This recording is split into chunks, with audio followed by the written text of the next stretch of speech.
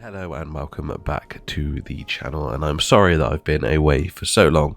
Unfortunately, I've had a few issues when it comes to being able to have time to record and also to do with my health. I'm still recovering it from COVID very slightly, which is why you're not going to see my face in this video, but I'm sure some of you think that's an improvement. Now, today's video is going to be very short, but also very sweet, and that is because we have just received some information that we are getting another Hogwarts Legacy gameplay showcase, and it is again featuring another member of the Hogwarts community, which is absolutely incredible. Now we are going to get this on December the 14th, which is actually just this Wednesday, which is incredible. It's just around the corner, and we'll be getting some more information and some more news, and I will be able to deep dive into that for you because the channel will be back in full swing by then. Now, to announce this gameplay showcase, they produced a short video which they released on Twitter, and it has some secrets hidden in it, and of course, you know we love to deep dive and find all sorts of secrets in these videos, so that is exactly what we're going to do. So the opening scene spreads from the bottom left hand corner,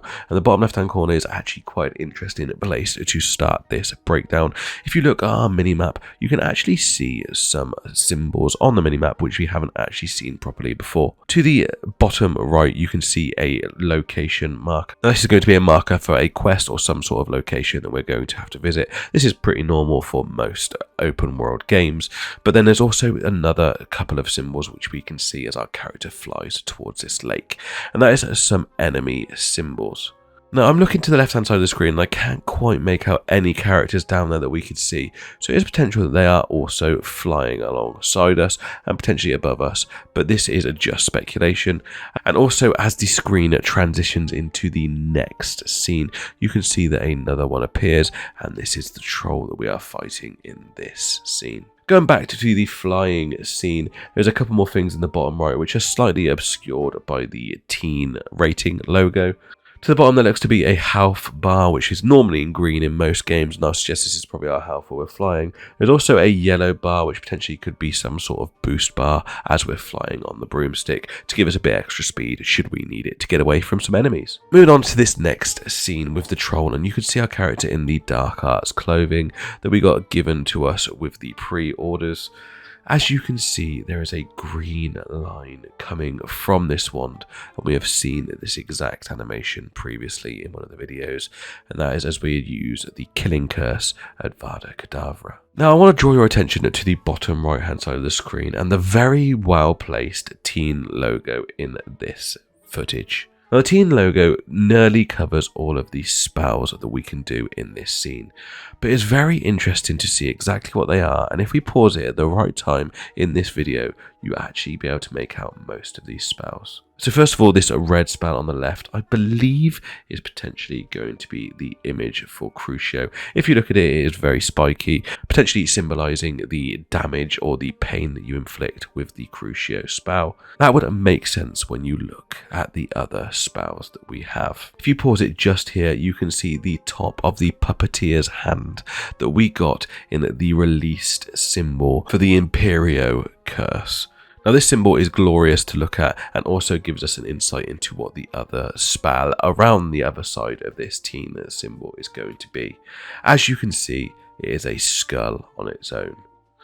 Now, I believe this skull is going to be the Avada Kedavra curse, because as our character casts this curse right here, you can see that it goes darker and has a cooldown period. Now, that is really interesting to see that the three unforgivable curses appear to be able to be mapped into our normal spell locations in this game. They are not specific to any point in the game. You can cast them at any point as long as the cooldown has finished. That is a really interesting mechanic, and I'd like to see how they're going to minimize the fact that we are very overpowered with a curse that kills people instantly. As you can see from the Mountain Troll's life bar along the top of the screen, it depletes itself completely. Now, returning to these spells at the bottom, there is actually one more spell at the bottom that we do not know exactly what it is. However, if you pause it at this specific location here, there appears to be some sort of draped cloak appearing off of what looks like a skeletal arm in the bottom corner here. Now, the only thing I can think of that potentially could be in this photo could be a Dementor. and this could mean this spell is actually to cast a Patronus. We have yet to have it confirmed exactly how Patronuses work in this game, or if they are going to be included really at all, so this could potentially be a very big spoiler that we could cast Patronuses at any point in this game as well. Maybe they act as a source of light, or maybe they are just used to get through difficult areas with Dementors in them. But that is my speculation. I think this potentially is going to be casting the Patronus charm.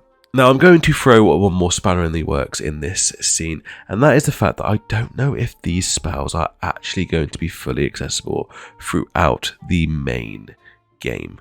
I think that we are actually currently in a dueling challenge, or one of the challenge arenas where we are doing this. If you look in the middle of the screen, there is a 4-minute and 18-second countdown. There is also a tally of how many trolls our character kills. The main thing that gives this away, however, is to the right hand side. It says dueling feats. Now, this is obviously a mini challenge that has to be done during one of your dueling challenges, and this says that you have to defeat an enemy with a Chinese chomping cabbage. If this is the case, then maybe the game allows us to use all sorts of spells in this setup that aren't actually accessible in the main game. Now, I would like to see all the spells available at all times. However, I would like to know how they are balancing the power of the more powerful spells like the Killing Curse, and seeing how that would actually play out. However, I think this potentially actually is going to be a misdirection from the developer team, showing us these spells actively being used in combat when actually they can only be used in the dueling challenges. But we don't have long to find out.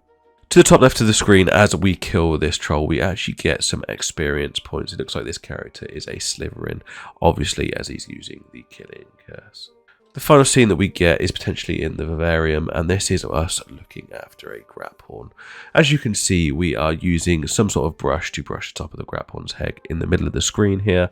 There is 2 symbols above him. I think these are going to symbolize what this character needs. It needs some sort of affection type thing, which is why you're going to be cleaning the character, but it also has a food symbol next to it, which means that you need to feed it. This gives me sort of Tamagotchi vibes from the 90s, so potentially you have to keep on top of the creatures that you are looking after, make sure they are happy and well fed for them to flourish. There's also some symbols to the bottom right hand corner of the screen that we haven't seen exactly what they are. Obviously the left hand side seems to be the brush that we are using on the Graphorn, and then there are 3 other greyed out symbols around this. I'm speculating as to what these could be, but one of them seems to be a brain, which potentially could symbolize us training the creatures. Another one seems to be some sort of potion, or potentially evil potion. So we know there are some creatures in this game that are inflicted with some sort of curse. Potentially this is how we remove it from them. And the right hand side looks potentially be growing something out of a small location. So potentially this is going to be removing a creature from the small boxes that we see our character capturing them from in the outer world into the vivarium. So for a very short clip, there's a lot of information to break down from this, and I cannot wait to go into the full gameplay showcase and break it down fully for you guys afterwards. Again, I apologize for being away so long.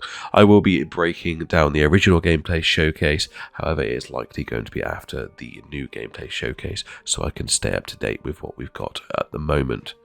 But that is it for this video, and I really do hope you enjoyed it, and I cannot wait to see you in the next one. But until then, mischief managed.